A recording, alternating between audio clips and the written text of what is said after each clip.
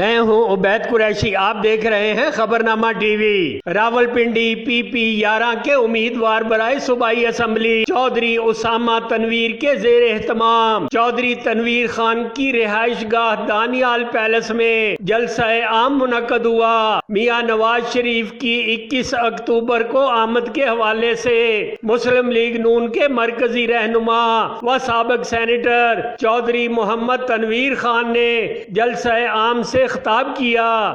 بھیر سے نون لیگ کی سینئر قیادت ڈائریکٹر IS کو چوہدری خالد منیر، چیئرمین زکوٰۃ کمیٹی ملک حفیظ، امیدوار برائے چیئرمین ملک رضوان کا کارکنوں کے ہمراہ پنڈال پہنچنے پر سابق MPA ملک یاسر رضا چوہدری تنویر خان نے شاندار استقبال کیا۔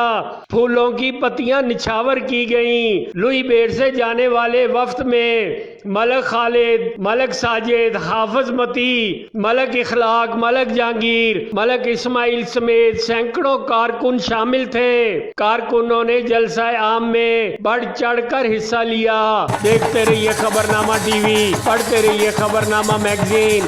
81 راجہ ساجد، ہمارا چینل سبسکرائب کیجئے، شکریہ۔